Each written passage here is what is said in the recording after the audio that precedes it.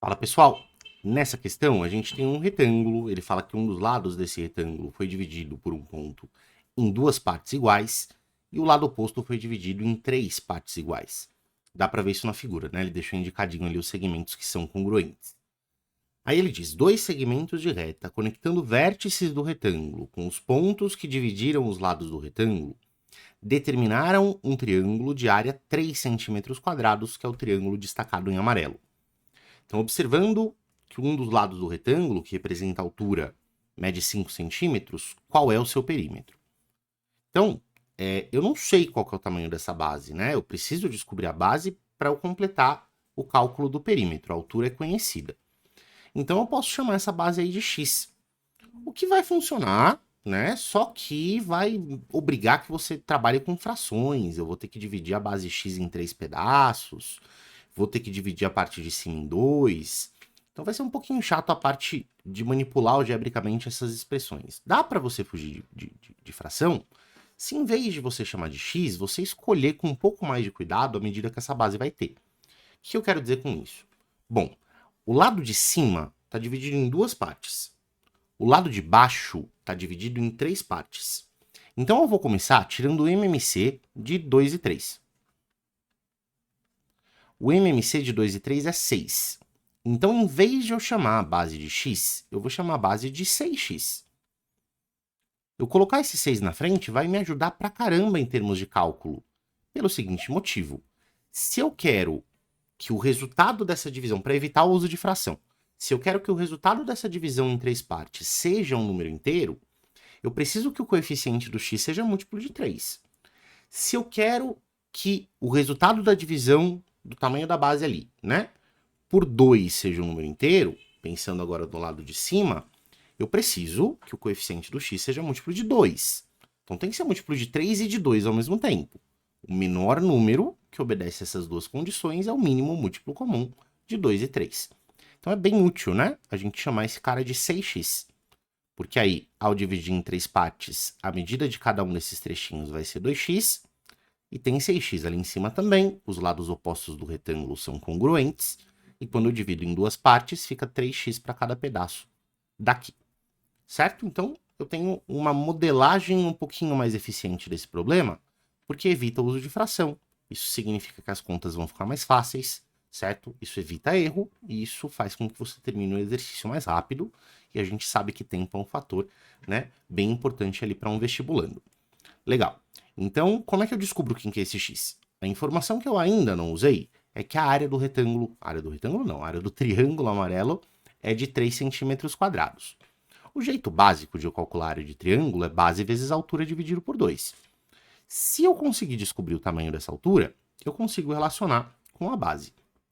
E o lance é, esse triângulo amarelo destacado e o triângulo de cima, formado ali de base 3x, eles são semelhantes, porque eles estão apoiados, né, sobre os lados opostos do retângulo, que são paralelos. Então, qualquer que seja a medida desse ângulo aqui de baixo, que eu vou chamar de alfa, ele vai estar presente ali em cima também. Né? Como os lados do retângulo são paralelos, a gente tem aquela construção de paralela transversal paralela, que forma os ângulos alternos, o famoso Z do Zorro. A mesmíssima coisa vai acontecer por outro lado. Qualquer que seja esse ângulo, que eu vou chamar de beta, ele também vai aparecer aqui embaixo. E a mesma coisa vai acontecer para o terceiro vértice, né? Na verdade, esse ângulo aqui, na verdade, forma um parzinho de ângulos opostos pelo vértice. Não vou marcar, só com o alfa e o beta já dá para a gente perceber que eles são semelhantes. E se você sabe que eles são semelhantes, e eu estou tentando descobrir a altura desse triângulo de baixo, eu vou escrever assim, ó. A altura do triângulo de baixo vai ser h. É isso que a gente quer descobrir. E a altura do triângulo de cima, como é que eu posso representar essa altura? Eu sei que a altura do retângulo é 5. Então, vou dizer que a altura que sobra para o triângulo de cima é tudo menos a altura ocupada pelo triângulo de baixo. Dessa semelhança, o que a gente consegue tirar?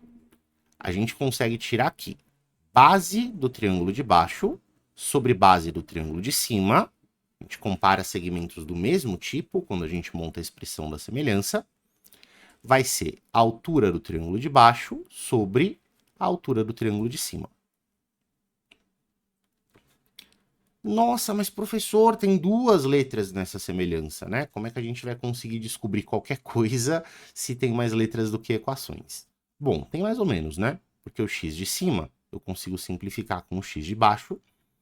E agora que você multiplica isso em cruz, 3 vezes essa altura vai ser 2 vezes 5 menos h.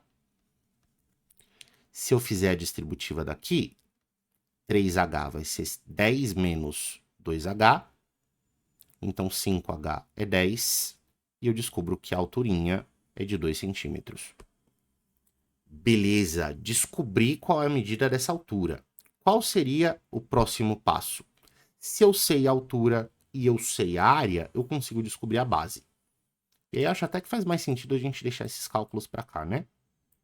Então a gente começa calculando a semelhança. O próximo passo é, sabendo que a área do triângulo é de 3 centímetros quadrados, obter o valor da base a partir dessa área. Como é que eu calculo a área do triângulo? Eu faço a base, que é 2x, vezes o tamanho da altura, que eu acabei de descobrir, sobre 2. Isso tem que ser igual a 3. Dá para a gente cortar um 2 de baixo com um 2 de cima. Se 2 vezes x é 3, é porque o x mede 3 sobre 2 centímetros. 3 sobre 2 centímetros é 1,5. Agora perceba, esse é o valor de x, e o x não é exatamente a medida de nenhum segmento da figura. A base do retângulo, que é o que eu vou usar para calcular o perímetro, mede 6x. Isso vai ser 6 vezes o valor que a gente encontrou para o x, que é 3 sobre 2. Se você simplifica o 2 com o 6, você vai descobrir que essa base mede 3 vezes 3, que é 9 centímetros. Pô, descobri a base, eu consigo calcular o meu perímetro, né? Quem que vai ser o perímetro desse retângulo? Tem 9 de base, 9 para o lado de cima, a base de cima, e tem duas alturas que medem 5. Esse perímetro, você vai concordar comigo, que ele mede 18 mais 10, que costuma dar 28 centímetros. Portanto, a alternativa correta é a alternativa D de dado. Beleza? Espero que você tenha gostado da explicação. Até mais.